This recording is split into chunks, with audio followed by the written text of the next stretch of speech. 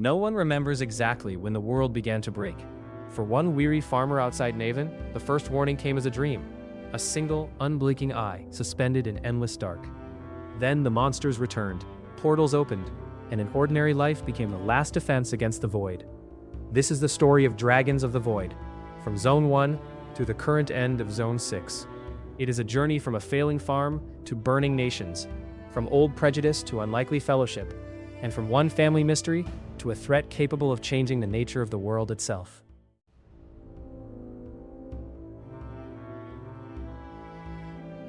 The hero begins far from glory. They are the child of a struggling farm family, once considered for the royal guard, now trying and mostly failing to keep inherited soil alive.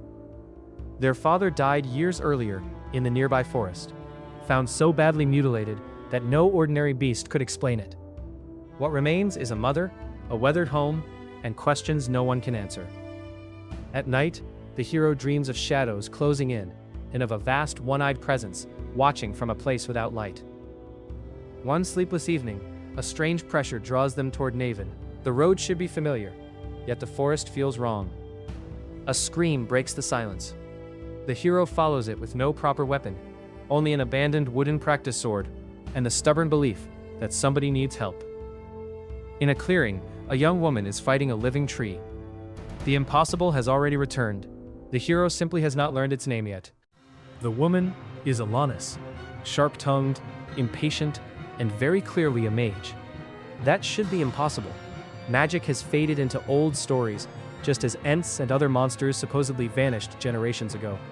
Yet Alanis draws blue fire through the air, while the hero strikes at bark with a wooden blade. Together, they bring the creature down. Alanis explains that the old world never disappeared as completely as people believed. Mages survived.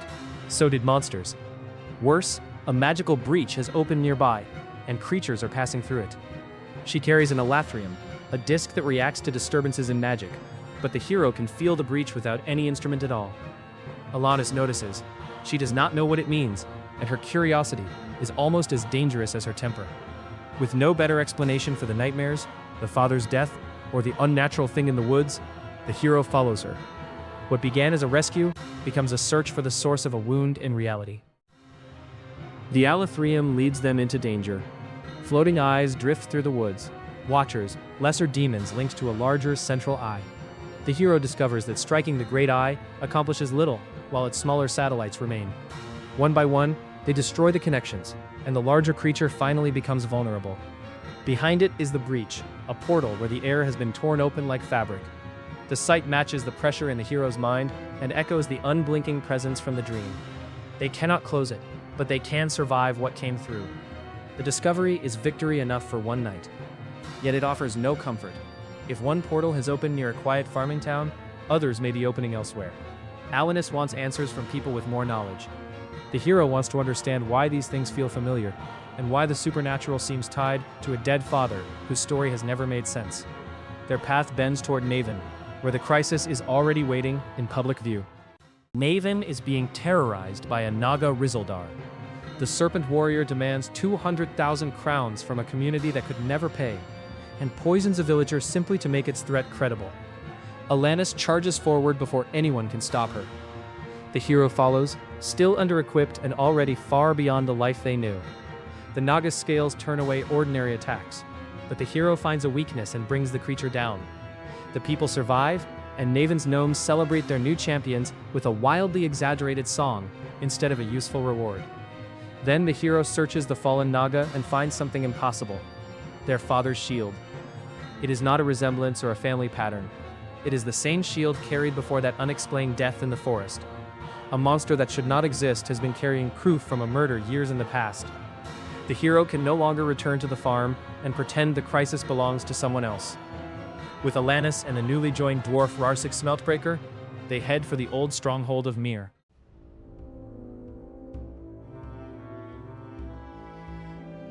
The road toward Mihr reveals how quickly the crisis is widening. Alanis grows closer to the hero, though one night she wakes calling the name Haldi and dismisses it as a spell when questioned. Her evasiveness joins the growing list of mysteries. The travelers soon meet Elven Ranger Arundel Greenleaf, in the least diplomatic way possible. Young, proud, and temporarily placed in command, Arundel mistakes the mixed company for human bandits hunting elves. The confrontation might have become a massacre if the veteran Yathane Shahara had not arrived to stop it. Once Alanis explains the portals, Yathane puts the larger danger ahead of the insult. Arundel apologizes, imperfectly, and joins the route through Ðwergaz Pass. He becomes a rival, a friend, and occasionally an awkward competitor for Alanis' attention. More importantly, the expedition stops being two people chasing a strange signal. It becomes a coalition: humans, elves, dwarves, and gnomes, trying to reach Mihr before the things coming through the portals do.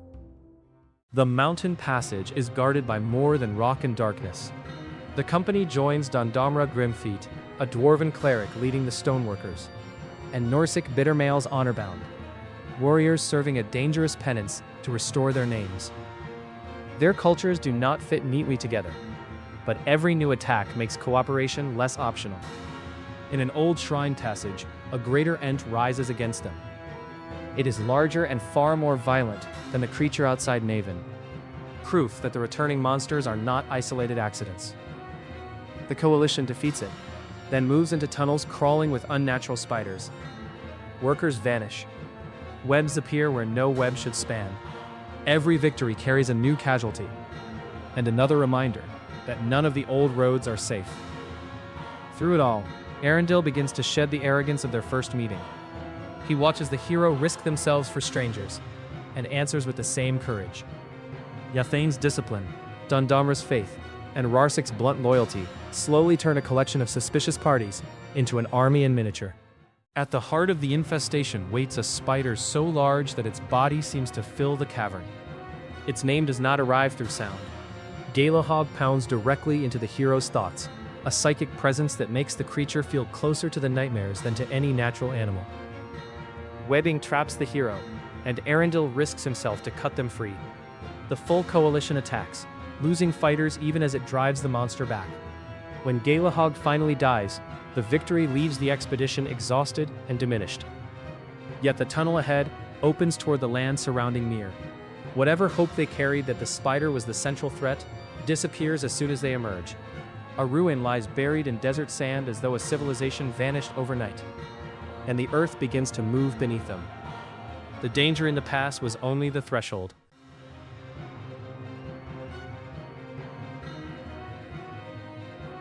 A sandworm erupts from beneath the desert and nearly finishes what Galahog began. The expedition survives because riders led by Hammond, former captain of the Mihr Watch, strike at the creature and pull them from disaster. Hammond's story is worse than the attack. Someone lured his watch away from the city, sealed Mihr against their return, and left his family trapped inside while foreign armies advanced. The timing is too precise to be coincidence. The enlarged coalition rides for a hidden dwarven entrance. There they find a guardian golem, corrupted by unfamiliar runes. Arosa, daughter of the engineer who knows the passage, provides an emergency key, while Alanis studies the enchantment. Using a spellbook whose power seems to change even the color of her eyes, she strips the hostile runes away, long enough for the others to shatter the construct. The gate opens, but there is no triumphant return. Mihr is burning. Inside Mihr, Naga and orcs are slaughtering civilians. The streets have become barricades, rescue routes, and killing grounds. Local defenders join wherever they can. Taslan, goblin trapmaker Dilsis, warrior Tanya Amethyst, and the magically enhanced elf Win Ilavaris. The invasion is not merely large, it is directed.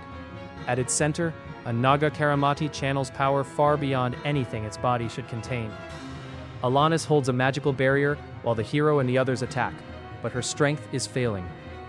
The Karamati falls only after the city's survivors combine their skills, and even then Win understands the victory is false. The Naga was a proxy. Something else was casting through it. That realization changes the shape of the enemy. The monsters are not wandering out of open portals at random.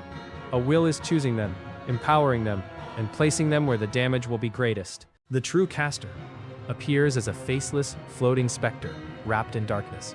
It does not need a natural doorway. With a gesture, it tears open the sky and calls a red drake through the breach.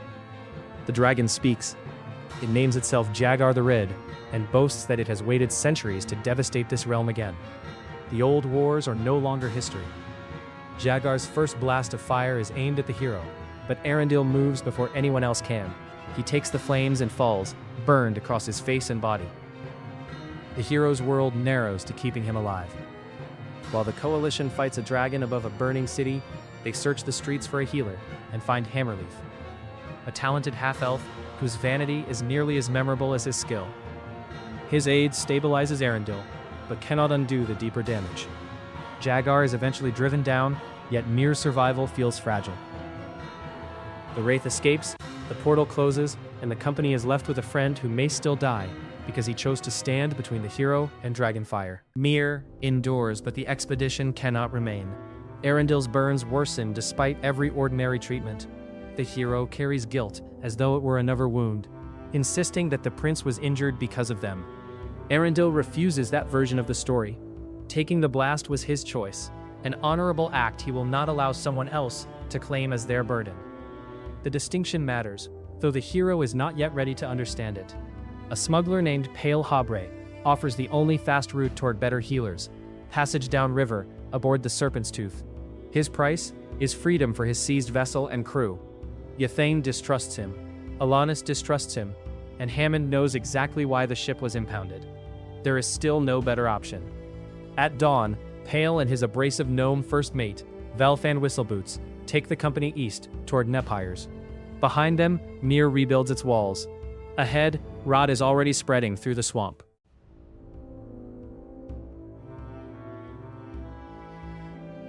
The Serpent's Tooth enters Celophan Swamp beneath a foul, unnatural haze. Color drains from the vegetation. A newly wrecked vessel lies broken along the riverbank, and a sailor's scream draws the company inland. They find him trapped by a massive fen lure, whose petals are rotting even while the plant lives. The party kills it, but the sailor dies asking whether his crew is safe. Tracks lead deeper into the marsh. Arundel refuses to remain aboard. He is weak, bleeding, and steadily losing burned skin, yet he will not accept being discarded as broken. The choice to follow the missing sailors becomes a race against both the miasma and Arendel's body. At Fort Natur, they find the answer to part of the mystery. Hundreds of foreign ghouls are descending from the Nepyres mountains. Commander Avery and Officer Clyburn Softshadow have held them for 2 days, but the waves never stop. The fog, the undead, and Alanis' Elathrium all point upward. Avery adds the Natur patrol to the climb. The mountain punishes every step with narrow ledges, trolls, undead dwarves, and a miasma that seems to seed alien thoughts in the living. Arundel deteriorates until he coughs blood.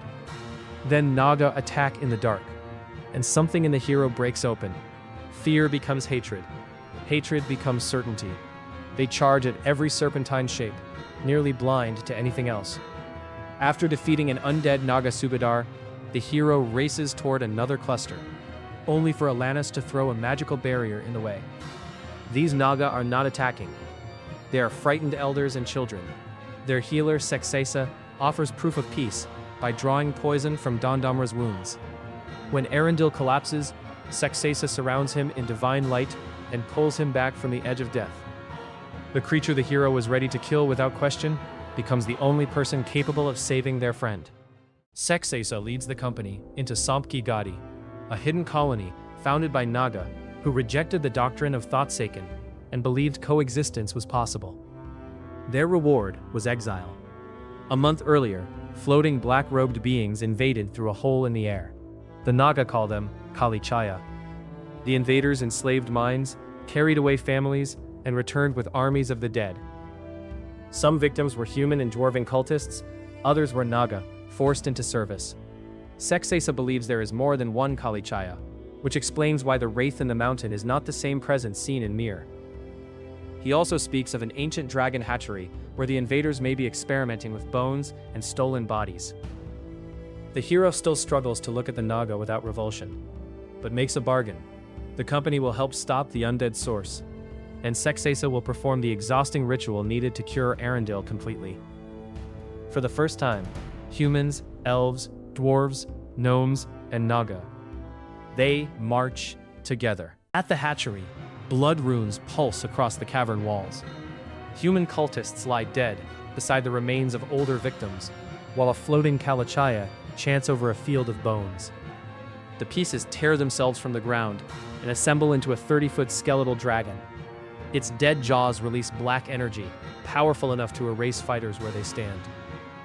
The coalition attacks as Sexessa continues Arundel's healing ritual amid the battle. When the bone dragon finally collapses into dust, the wraith screams and opens a portal. Through the distortion, the hero glimpses a black stone wall and an armored figure waiting beyond. The Kalachaya escapes. The cultists' weapons burn themselves to ash when touched, erasing evidence and proving that living people are willingly serving the enemy. Yet one victory is real. Sexessa completes the ritual. Arundel stands on his own, restored where no healer in Mihr or Nitor could help him. The company has closed one source of undead, but mist still covers the far side of the mountains. A much larger host went east. The clues now form a pattern. Portals are being opened with intent. Different wraiths act in different regions. Mortal cultists prepare the ground, while creatures from old wars are summoned, raised, or unsealed. The hero's army is larger than ever, but every alliance has been purchased through loss. Sexessa, Vishdarmaji, and Bujanghadarpok join the march despite the hero's obvious discomfort around them. Avri's patrol, Yathane's rangers, Dondamra's stoneworkers, the Honorbound, and the defenders of Mihr continue as well. They descend the eastern Nepyres after the undead, expecting another difficult battle. None of them understands that the enemy has already moved beyond isolated cities. Below lies Thiador, one of the wealthiest free nations on the continent. By the time the company reaches it, the nation's doom is already walking.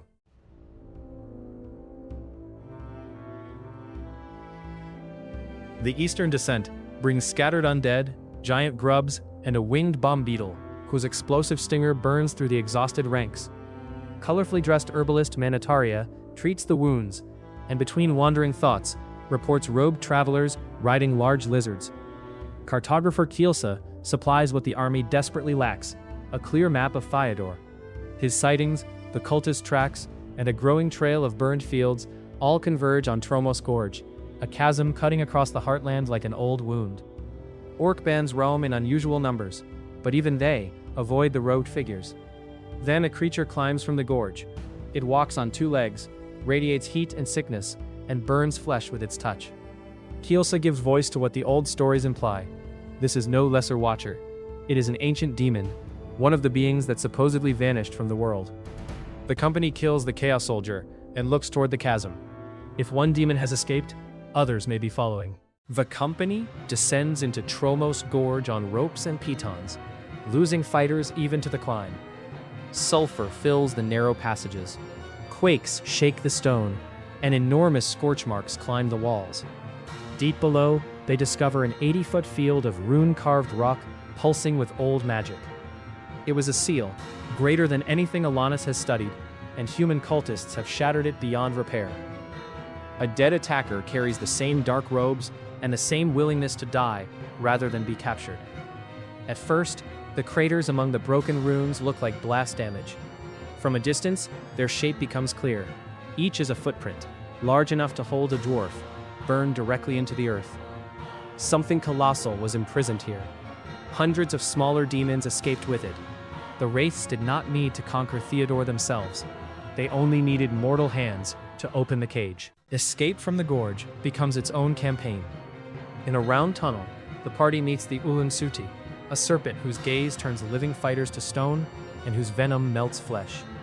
Beyond it waits the Grutslang, a giant creature that makes even the demons seem small. The company survives both and rigs another ascent. From the rim, the full disaster is visible. Scorched trails spread in every direction across Thiador. Some lead toward the economic city of Alias. The deepest, largest prints head northeast toward Gipanta, the capital. The heroes had hoped to warn one city and rally its defenders. Instead, they must choose which part of the nation to reach, while every region burns at once. The decision is made by the footprints. They march for Gipanta, with the knowledge that the being once associated with Tromos Gorge is already ahead of them. The march to Gipanta takes 3 days. Demons strike in ones and pairs, each encounter costing lives. The company learns how to fight them, but experience only reduces the losses. It never makes the creature safe. They hope Thiador's gods, temples, or council of archons might offer a defense. When Gepanta finally appears, it is larger than anything the hero has imagined. A city of towers that dwarfs Mihr many times over. Its gates have already been torn from their hinges. Screams and sulfurous smoke pour from within. Hundreds of demons move through the streets without formation because they do not need one. Their purpose is destruction. The coalition joins a dwarven warrior named Ðwergaz and pushes through a city where stone itself seems to burn. Families die between one command and the next. Every rescue is measured against a dozen people they cannot reach. In a central plaza, the winged demon Ðwergaz murders an infant for pleasure. The company brings it down and follows the giant footprints deeper into the capital. Near the city's heart, the party finds Issa Meridaughter treating survivors. She is the daughter of Thiador's chief archon, but refuses to make her grief more important than the wounded around her. Counselor Timnis, by contrast, demands protection and conceals the reports he was carrying when the council hall collapsed. Another surviving archon, Romanos, forces the truth into the open. Alias, Valto, and Ðwergaz are all being overrun. Their final messages do not request soldiers to defend the cities. They ask only for help gathering whoever manages to flee. Every major center in Thiador has fallen or is falling. Before Romanos can organize what remains, the giant warlord arrives.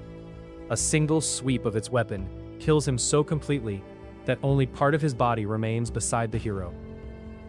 The last credible national leadership disappears in an instant. What stands before the company is not merely another boss blocking a road. It is the living symbol of a country already defeated. The demon towers more than 30 feet high, sealed in black armor, and carrying a polearm capable of cutting whole formations apart. Many eyes burn through its helmet. Chains strike against its frame as waves of dark heat roll outward. This is Zarbrutu, the warlord whose escape from Tromos Gorge has drawn a line of fire straight through the capital. The coalition surrounds it because there is no safer plan left. Fighters from every land the hero has crossed spend what remains of their strength. When Zarbrutu crashes to the ground, the city shakes beneath its weight. It is a victory by any ordinary measure, yet the demons on the rooftops do not flee. Gepanta continues to burn. The other cities are gone, the archons are dead or scattered, and no army remains to reclaim the country. Without ever risking themselves in direct combat, the Wraiths have brought one of the world's great nations to its knees. Thiador has fallen. The scale of the loss finally overwhelms the hero. They were a farmer weeks ago, and now an entire country has died around them. The army cannot save Gepanta, cannot hold the streets, and cannot even account for everyone who followed it into the flames. Survival requires retreat, but retreat feels like betrayal. Amid the ruined plaza, a glint beside Zarbrutu's body draws the hero forward. It is a simple metal ring, instantly recognizable as their father's. First, the shield appeared on a naga outside Naven. Now the ring lies beside an ancient demon warlord in the capital of a distant nation. The family mystery is no longer adjacent to the invasion. It is woven through it. Before the hero can spiral again, Alanis pulls them back to the immediate truth. They cannot save anyone if they die here. Whatever answer the ring carries will have to wait. The living must escape the fire. Around the fall of Thiador comes a strange detour. An enchanted chariot begins moving on its own and carries the hero, then selected companions, to a valley hidden behind impossible weather and distorted skies. There stands the lost tower of Nebuchadnezzar, a scholar whose work became legend. Giant insects patrol the valley. Metal wardens, a rune-carved golem, and lethal floor traps guard the entrance. Inside, mercenary treasure hunters are already stealing artifacts and books for an unknown patron. The tower contains more knowledge than the hero has seen in one place. Studies of monsters, runes, weapons, weather, geography, and magic. It is not abandoned exactly. Lanterns burn, wards recharge, and unseen mechanisms still decide who may pass. When a trap separates the hero from the others and drags them deep below the tower, curiosity becomes something closer to trespass, into a place even the gods have noticed. At the lowest chamber, a six-winged divine emissary, hovers over an enormous living book and tears out one of its pages. The book reacts as though wounded. The hero defeats the emissary, then looks into the text. Visions of places, people, and life itself rush through their mind until sanity begins to fray. This is not a collection of facts. It is truth with a capital letter. Knowledge powerful enough to attract thieves and provoke divine destruction. The hero considers taking it, then understands that possession would make every friend and enemy in the world a threat. They leave it behind. A hidden laboratory offers one final cruelty, a cage of starting Fey creatures, frenzied after long confinement. Once free of the tower, the hero returns with only a few objects and far more questions. The Sanctum proves that the current war is touching powers beyond nations, dragons or wraiths. Somewhere between mortal ambition and divine fear, knowledge itself has become a battlefield.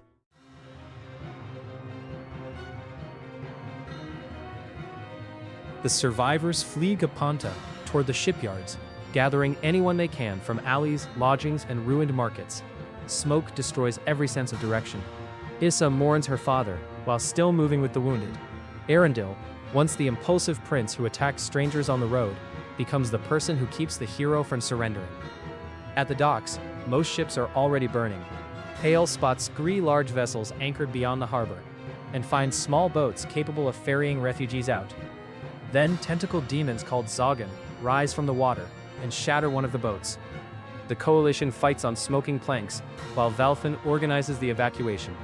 They cannot rescue Gapanta, but they can carry a fragment of its people away. By the time the sails rise, the Mina, Medea, and Lena hold soldiers, Naga, craftsmen, families, and refugees from half the places the hero has crossed.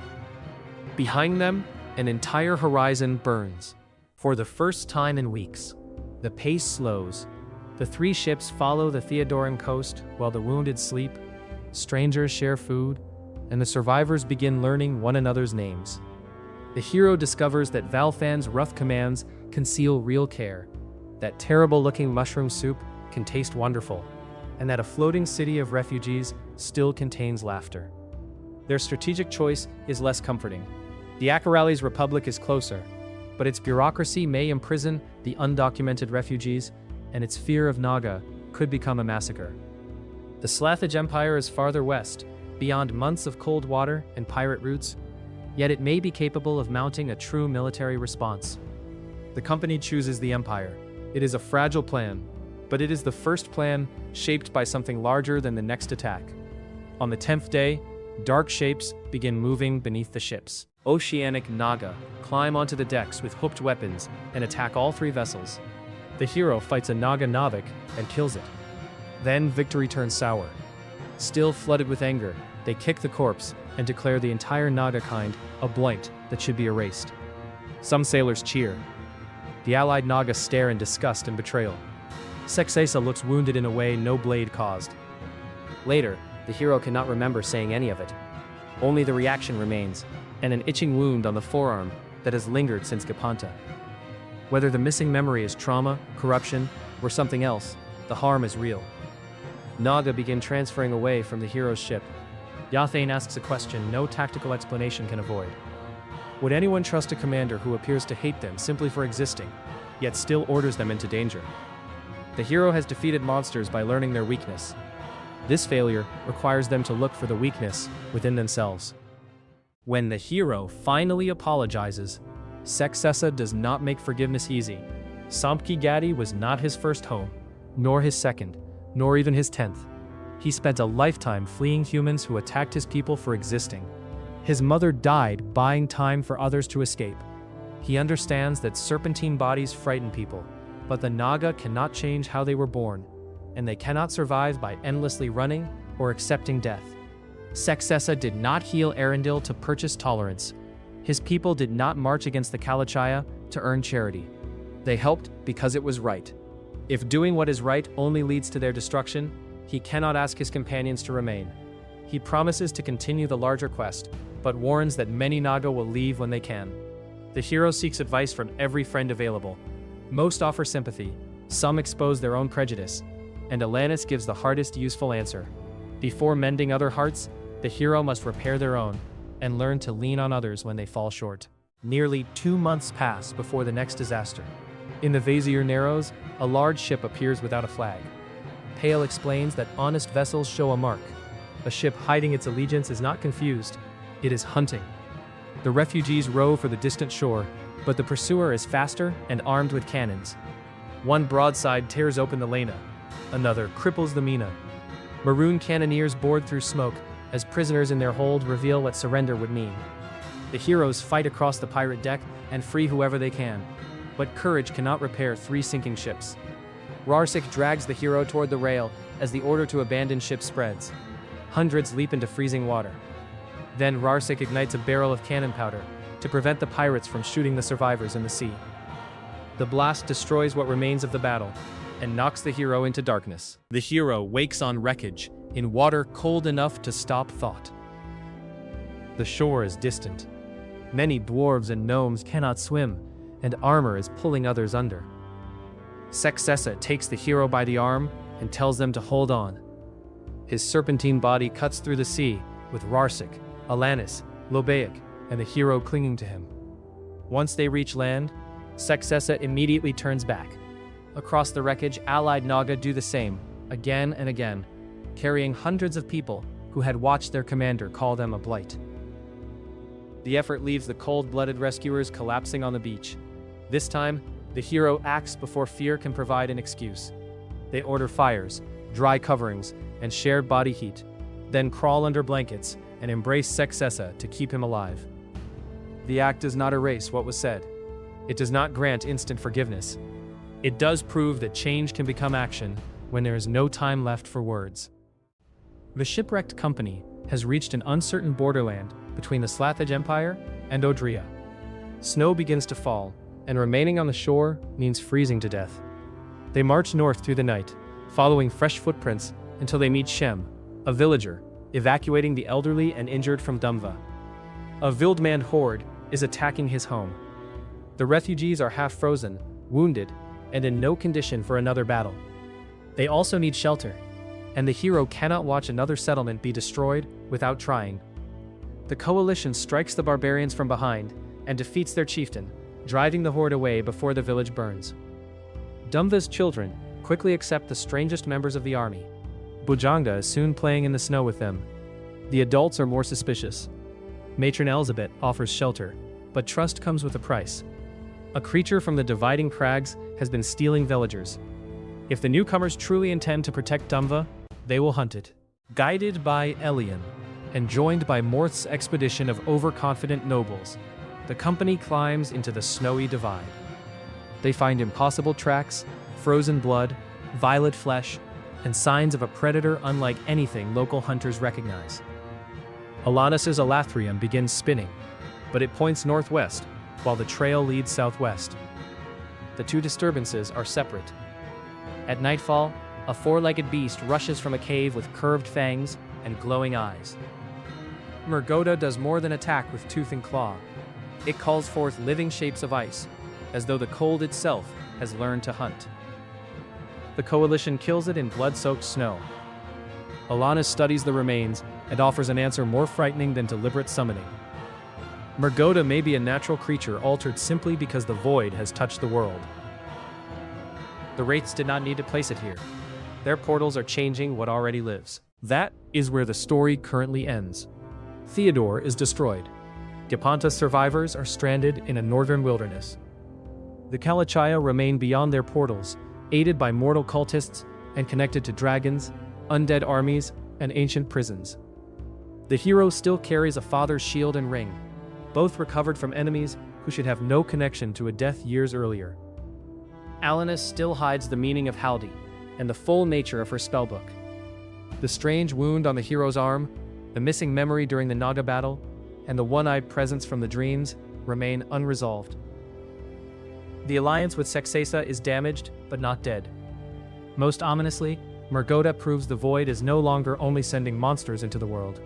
It is changing the world itself. And while the company catches its breath in the snow, Alanis's Elathrium points northwest toward another disturbance.